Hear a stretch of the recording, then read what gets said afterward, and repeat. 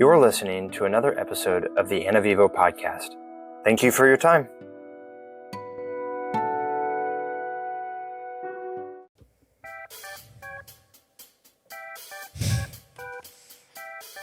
Oh, yeah.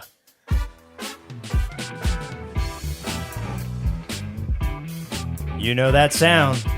And that means you know what time it is. Bow, bow, wow. Bow, bow, ba-da, bow, bow, ba-da, bow, bow, bow, bow.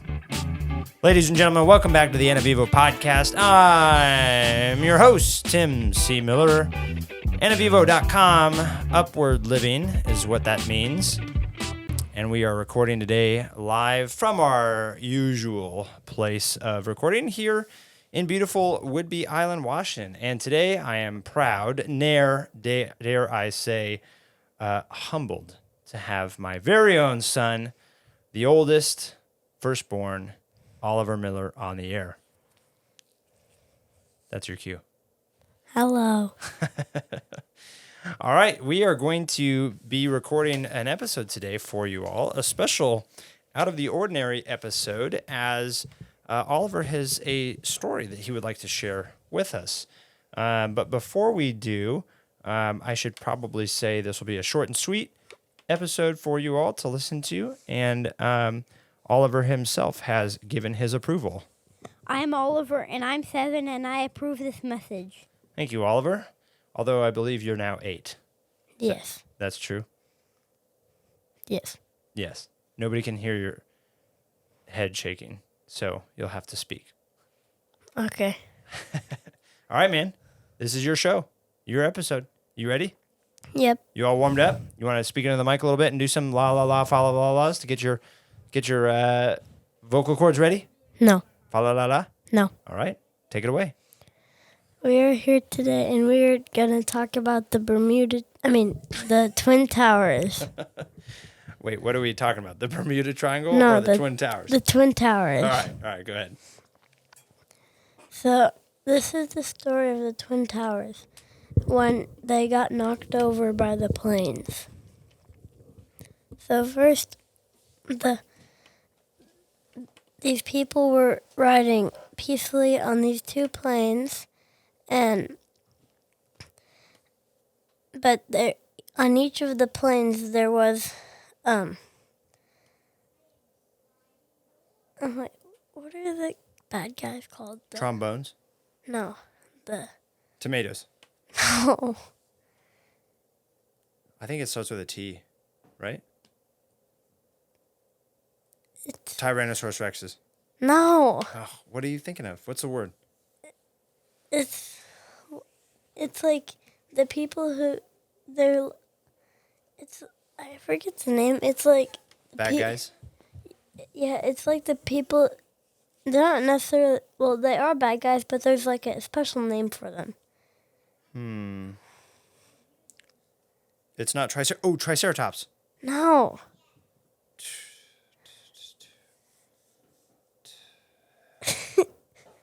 Is it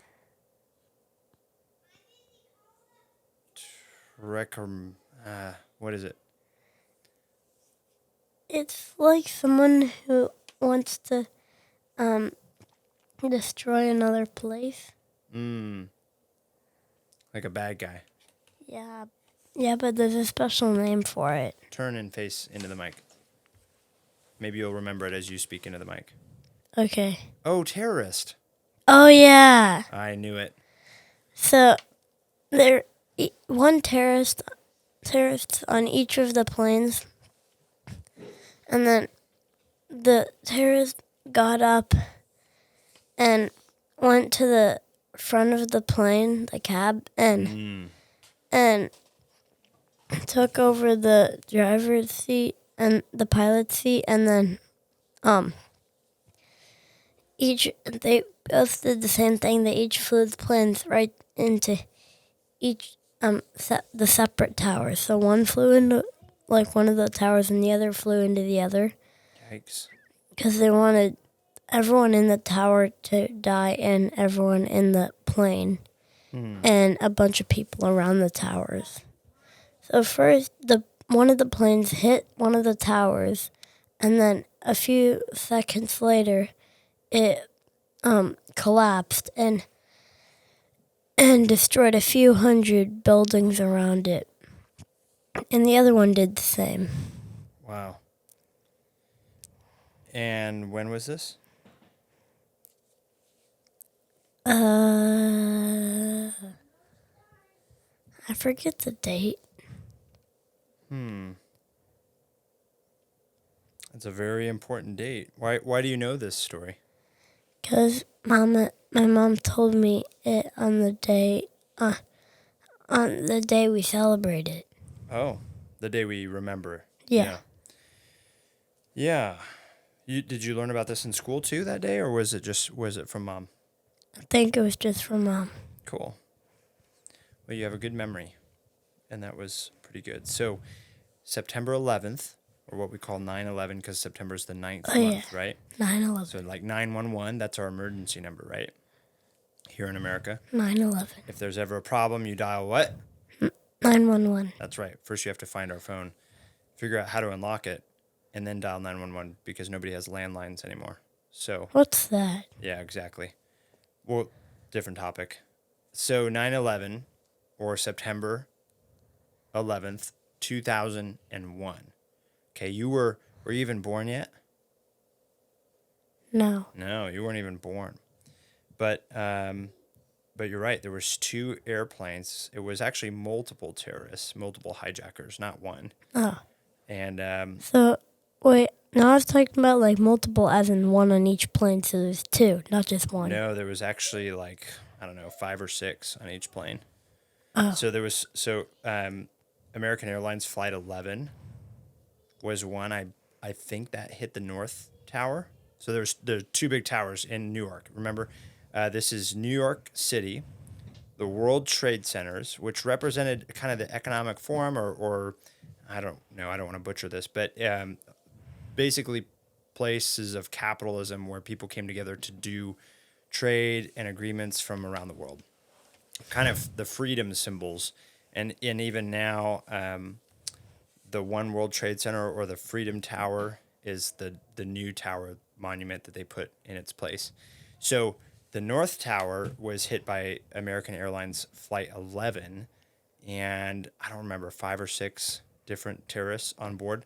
And then United Airlines Flight 175 hit the South Tower, and that also had 5 or 6 hijackers or terrorists. So Are you looking that up on your phone? I'm going to remember, because I know I'm going to butcher this and not remember it. So What does that mean? It means I don't want to just recall something from my mind either that may not be true for people listening in on the episode. So it's good for us to verify this information. We can kind of tell generally, like you said, hey, this is what I remember from what Mama taught me, and I'm doing the same thing. This is what I remember from witnessing it and hearing about it over the years. I don't remember exactly, so I'll have to go back and look at the details later.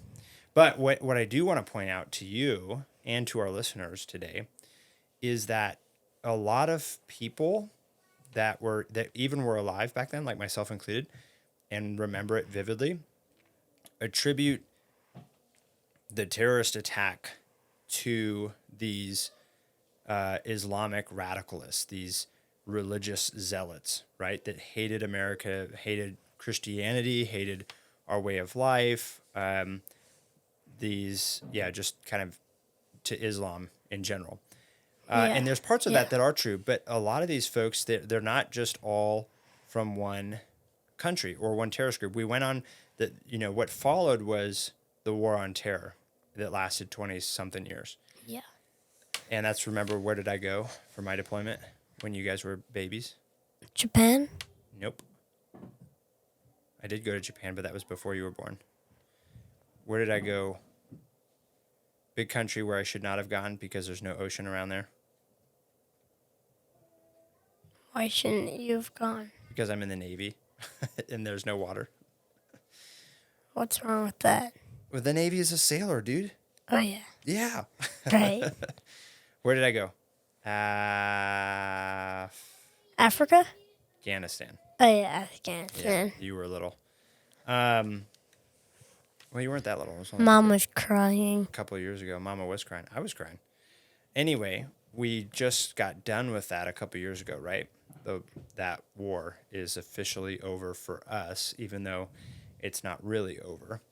But that war on terror followed this big event, which was the 9/11 destruction of the two towers. And Yeah. these guys that were on the plane, they were like from a bunch of different countries. One was from United Arab Emirates, UAE, which you wouldn't think of because it's a pretty prosperous country. That's the place that has the tallest building in the world, the Burj Khalifa, kind of their Tower of Babel. Some were from there, but some were Egyptian. Some were from Saudi Arabia. So there were different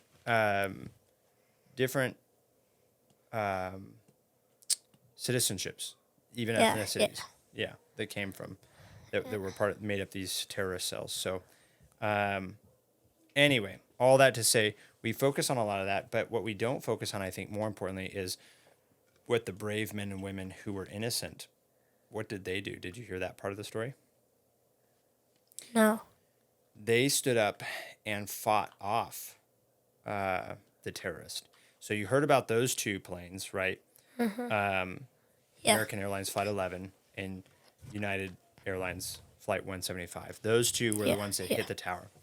And there may have been brave men and women on that plane that were actually trying to do their best to fight off the terrorists, but the terrorists still Got it into the tower. Yeah, got into the tower. And there was one more. There was two more. There was the one that crashed into the Pentagon. Did you hear about that? That was American Airlines 77. What's the Pentagon again? 77? 777? 77.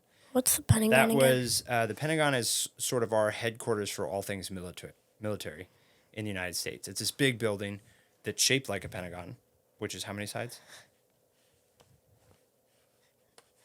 5. 5, nice. And it's this big military building, and the terrorists flew a plane into that building as well. Why? To try to cripple our military, and one of the same reasons they flew it into the Pentagon. Into the Twin Towers. But there was another one, okay? This one was United Airlines Flight 93. And this one I want to talk about for the last couple of minutes here that we're on the air. This one was supposed to go somewhere as well. I don't remember. There is actually a theory or even proof maybe on like where it was supposed to go. But I really don't remember that. So I'm not going to try to guess. But wherever it was going, it didn't get there. And it crashed into a farmer's field in Pennsylvania, Flight 93. Because the brave men and women who were flying, like me and you, we've been on airplanes before, right? Yeah. Imagine if somebody stood up and said, I'm taking over this plane. You all need to sit here, and I'm going to take over this plane. My friend's going to go up there and fly it, and we're going to go crash into a building, and you're all going to sit here.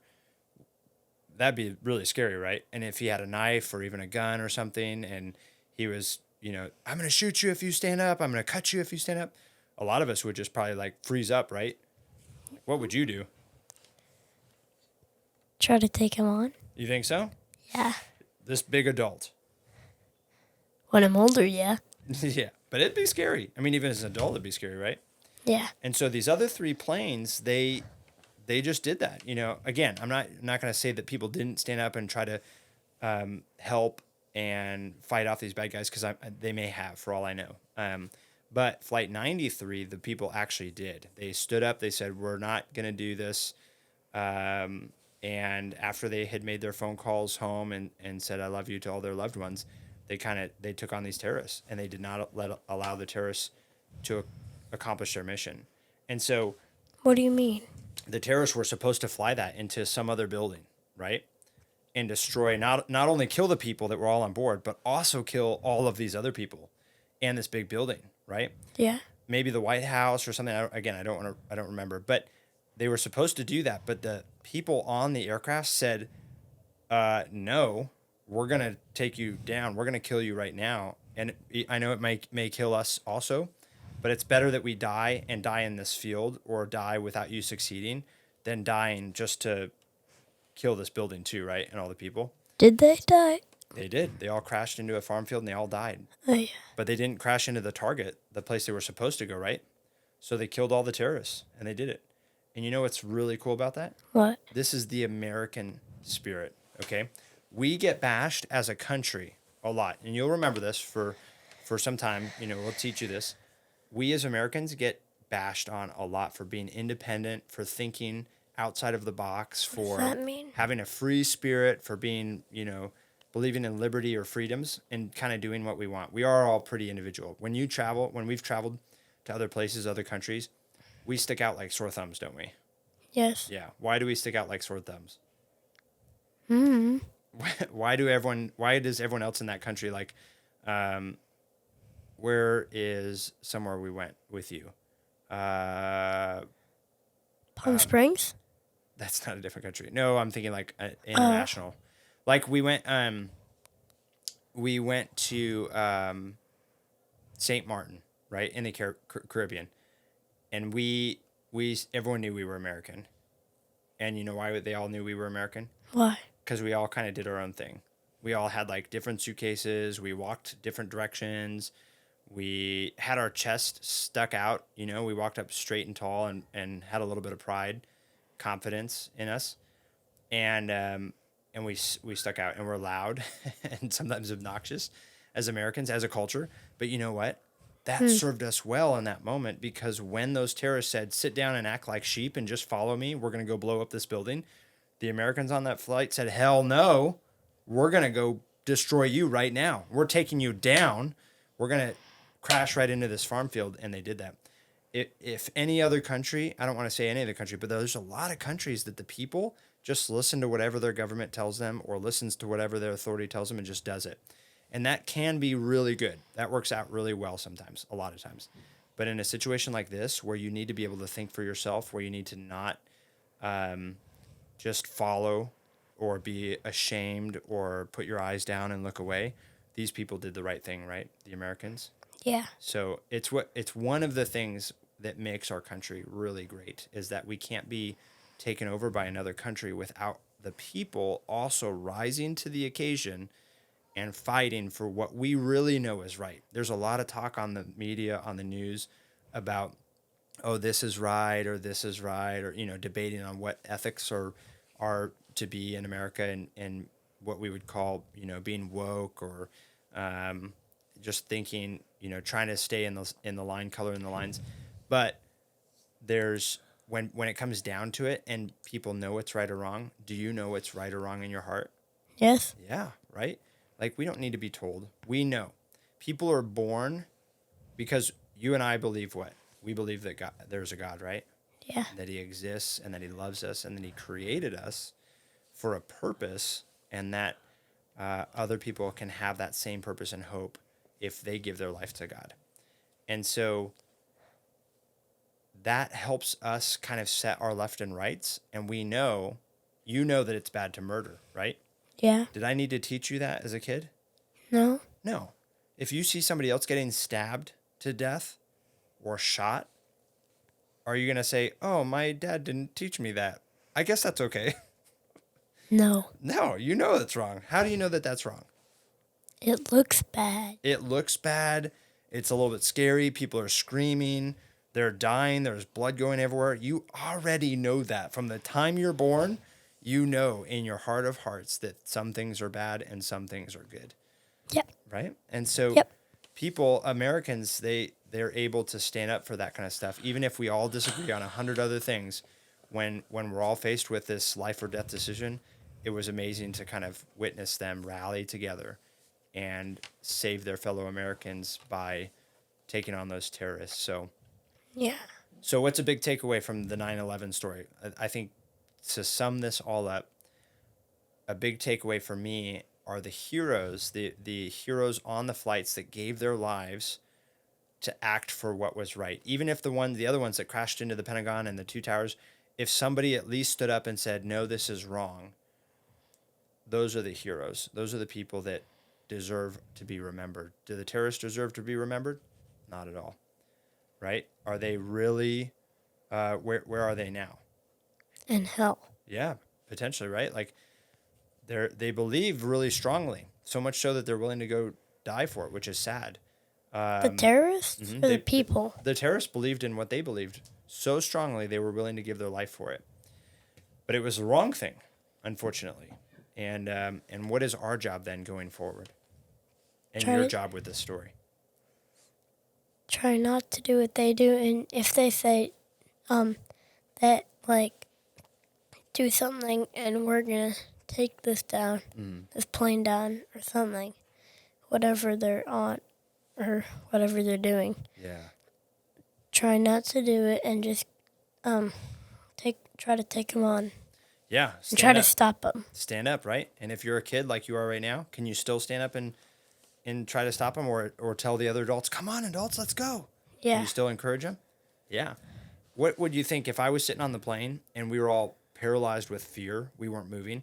What do you think I would do if another kid stood up in another row and said, I'm going to take him on?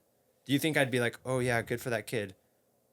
Or you would take him on. I'd be like, oh, hell, you're going to take him on? I'm going to take him on, right? Like, I'd stand up and I'd charge the dude with you.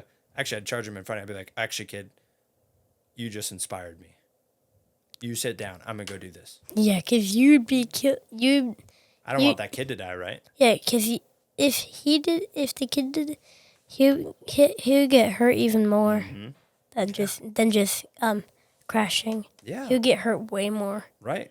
Like, he would get stabbed or something or shot and then get, like, and then crash into something. And basically explode. Well, yeah, something like that. But 'Cause it would inspire me. You as a kid can inspire other people, right? You still are strong, right? Yeah. And you can think outside the box and you can stand up for what's right because you know what's right. Yeah. So our role is as not just Americans and not just humans, but as Christ followers, is to stand up for what is wrong, even if it what? If it's harmful. Even if it costs us our life. Yeah. Because guess what? If this is just flesh and bones, right, baby? Come on, man. Yeah. It's just flesh and bones, bro. The devil takes us out. Guess what? What do we get to live for? What does that mean? We get to live forever, right? Yeah. With God. So, always stand up for what's right, even if it's embarrassing or scary. That's the big takeaway from this story. Yeah. And remembering those heroes that did do that. Yeah. Well, that was good. I'm glad I wasn't sure where you were going to go with this story, but that was a good story for this podcast. Do you know the heroes who stood up for it? Ooh, the names calling me out. Good call. No, that's a good conviction because legacy dies when we what? When we forget the names of people who are that legacy. Yeah. And do I know those names of the heroes? No. Yeah, I don't. You're right. That was a good call out. Good conviction. Way to hold me accountable. Maybe after the podcast here, we will look them up. Should we look up their names? If our phones even know their names. Well, the internet knows their names, thankfully. How? They are remembered because people knew who were on the plane. And so there were people there that now what we don't know is who everybody, there could have been people that stood up on the plane that crashed into the tower and we may never know, right? But we can still remember all of those passengers. We can still remember and pray for their families that are still living to this day. Yep. And all the people that they affected and worked with. And remember that legacy. And maybe we can post for this episode, maybe we can post a link for where to find all of those names for people that are listening. So if they want to know the names and they want to pray for the families and people, they can click on that link too. That'd be helpful? Yeah. Yeah. Cool. All right. You want to end with a joke? That's how I always end the last couple episodes was with a dad joke or some sort of cool joke. And I know you know some pretty good jokes. So where do dads keep all their dad jokes? Oh no. Where do I keep all my dad jokes? In your database. In my database. That is pretty good. Or this one. No, wrong one. Yep, that one. Wait, say the joke again. Why Where do dads keep all their dad jokes in? Where do they keep their dad jokes in? In their database. That's pretty good. Well, thank you, Oliver. I appreciate you. Thanks for being on the air with me today. But. And maybe we'll do this again sometime, huh? Yeah. Yeah. Do the mad voice. As my kids would say. Thanks for listening. Do the mad voice now.